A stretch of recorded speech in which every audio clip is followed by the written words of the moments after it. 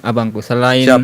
itu kan kita bicara soal ini, posisi caleg muda di hadapan apa ya, para petahana di dapil neraka ini. Dapil neraka Siap. memang soal istilah, tetapi kalau yang dikenal senam ini kan bahwa satu variabelnya bahwa para petahana itu 8 petahana itu maju lagi untuk merebutkan kursi yang 7 pengurangan dari 8. Berarti kalau di atas kertas mereka itu kan sudah punya konstituen militan atau setia lah. Betul.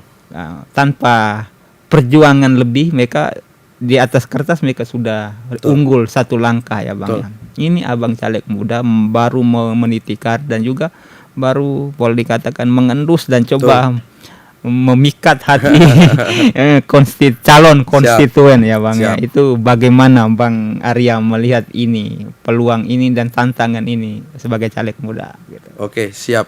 Ini sudah mengkerucut ke strategi nih, Bang. Nah, jadi saya akui memang khususnya Dapil 2 ini bahasanya itu kalau saya lebih tepatnya dapilnya para petarung. Kenapa begitu saya bilang? Hari ini kami selalu pengurangan kursi. Oke. Padahal faktanya yang saya lihat di lapangan, saya merasa Bengkong ini semakin sempit. Karena semakin ramai. Ramai, benar. Walaupun memang ini bukan hak kami, karena ini kan KPU dan dasarnya kan langsung dari data dari Disduk itu sendiri. Sehingga mungkin banyak orang Bengkong yang tinggal di Bengkong tapi bukan KTP Bengkong. Tentu kan sangat disayangkan Bang. Jadi kita memiliki masyarakat yang banyak tetapi wakil rakyatnya justru berkurang. Tapi apapun ceritanya ya kita gas saja. Kemudian kemarin itu kan 8 kursi. Jadi sudah tentu hari ini sudah ada 8 incumbent yang saya lihat kayaknya main semua lagi. Tetap main lagi. Jadi sudah pasti satu incumbent putus. Kalau saya yakinkan 1 atau 2 incumbent putus. Kenapa? Karena kami anak muda harus ada masuk lagi 1. Jadi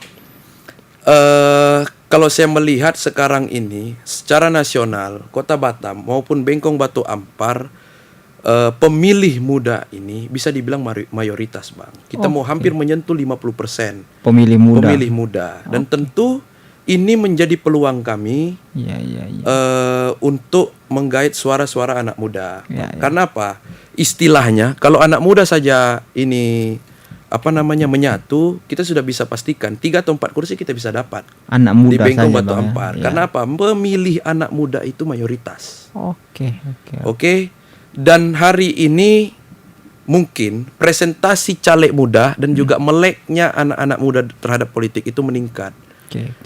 Harapan kami dan mungkin juga kalau saya melihat gini Bang, kenapa banyak anak muda ini yang tidak suka dengan politik?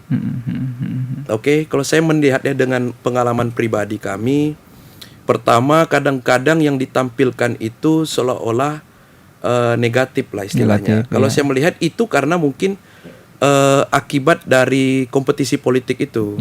Jadi mungkin tertampillah seperti itu. Kemudian produk politik ini kan beda dengan produk-produk perusahaan. Perusahaan ini menghasilkan untuk apa? Kepentingan dia sendiri. Kalau produk politik ini kan kepentingan masyarakat. Sehingga apa? Semua lini bisa bertarung di situ, bisa dinamikanya cukup seru. Kemudian dampak yang dirasakan anak muda itu kurang. Jadi hari ini kita lihat contoh. Sekarang kita harus bersyukur Kota Batam dengan infrastruktur yang bagus, jalan yang cantik dan sebagainya.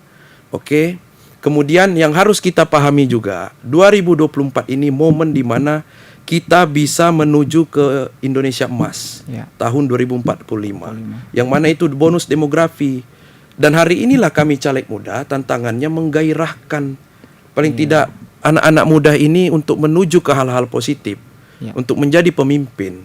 Dan tentu campur tangan kami ini saya harapkan anak muda terlepas apakah kami atau siapapun itu harus ada. Karena apa? Harus ada memang yang menciptakan kebijakan-kebijakan ini langsung kepada selera-selera anak muda. Sehingga kita menuju Indonesia Emas itu, kemudian ketertarikan anak muda itu semakin meningkat. Begitu abangku.